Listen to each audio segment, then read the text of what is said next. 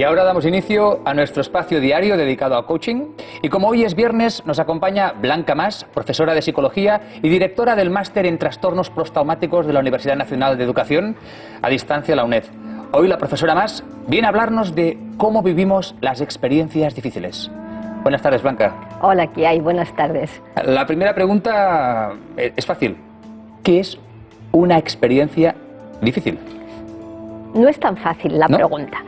Las personas convivimos siempre con la adversidad, pero entre todas las experiencias difíciles que podemos vivir, algunas son mucho más extremas y tienen un enorme impacto, tanto en la biología como en la psique o mente de las personas.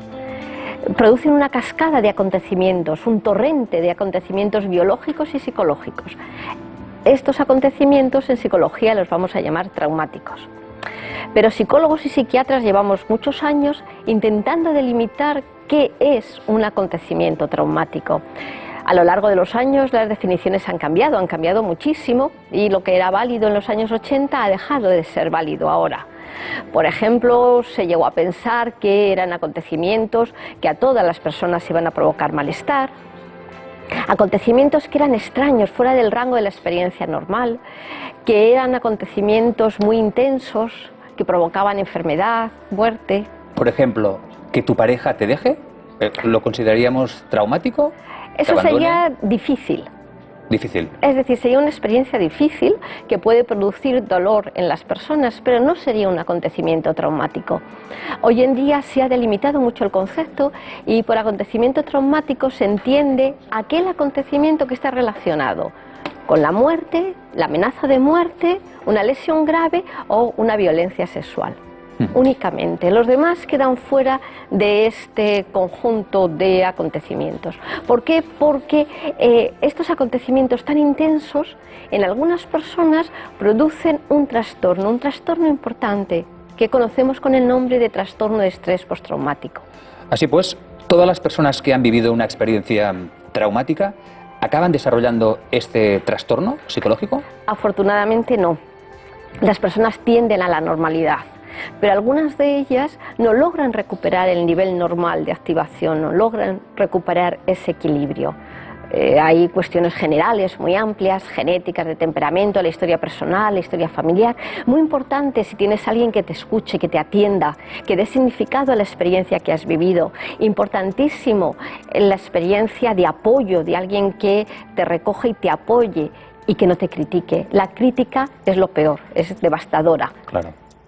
Porque una vez pasado algún tiempo, las personas que desarrollan este trastorno, ¿qué características presentan? Hay varios criterios que las definen. Si quieres podemos empezar por uno que es muy llamativo, sí. Y es que no pueden olvidar.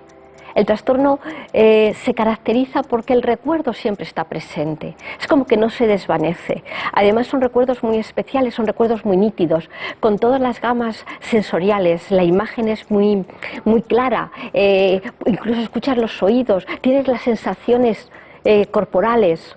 Es un recuerdo además que tiene una cualidad muy interesante para nosotros los psicólogos y muy extraña para la persona que la vive, que es una sensación de presente.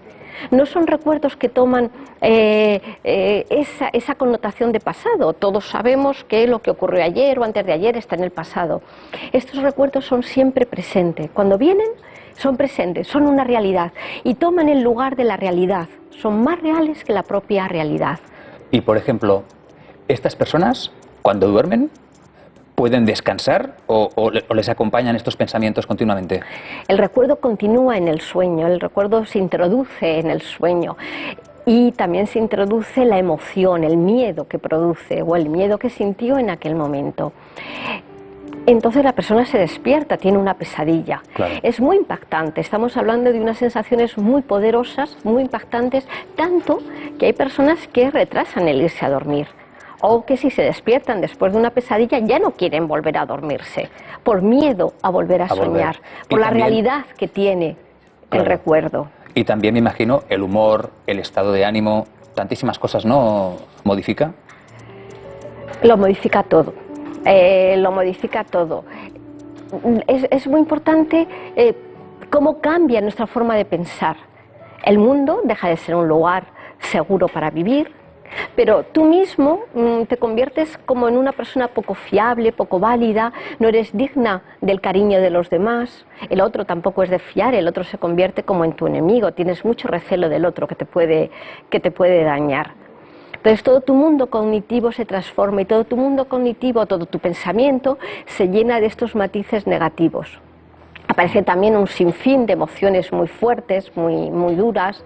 Al principio las emociones más duras que se estudiaron fueron el miedo, el terror, el horror, me quedé mudo de horror, ¿no? Son emociones siempre muy poderosas, muy fuertes. Y muy primarias, ¿no? Y muy primarias también. Ahora se han introducido otras, ahora se ha introducido también la vergüenza, especialmente en la violencia sexual, hay vergüenza. Se han introducido también la ira, la rabia, otra serie de emociones y para mí una muy dañina y muy triste es la culpa. Siendo la víctima de lo que ha ocurrido, las personas tienden a sentirse culpables de lo que ha pasado, de lo que no han hecho y podrían haber hecho. Muy bien. Blanca, una última cosa. ¿Cómo podemos tirar para adelante e intentar superar un trastorno de este tipo? ¿Cómo vivimos con él día a día? Son trastornos muy poderosos. Yo creo que necesitan ayuda de un profesional. Pero lo importante es las personas que lo han padecido, es decir, estas personas que han vivido una situación tan difícil, que no pueden despegarse del recuerdo, que evitan este recuerdo, que su mundo y su pensamiento está lleno de estas tristezas y este pensamiento negativo sobre ellas mismas, sepan que esto es parte de un problema psicológico, que es simplemente como una herida mal curada, que no es más, ¿no? Y que hay un tratamiento, que pueden acercarse a... Yo particularmente recomendaría a los servicios de salud públicos, que hay excelentes profesionales, especialistas, bien formados en este tipo de problemas.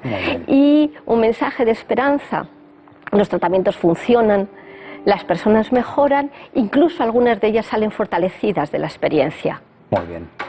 Pues Blanca, un placer. Blanca, nuestra psicóloga. Muchísimas gracias. Hasta la próxima.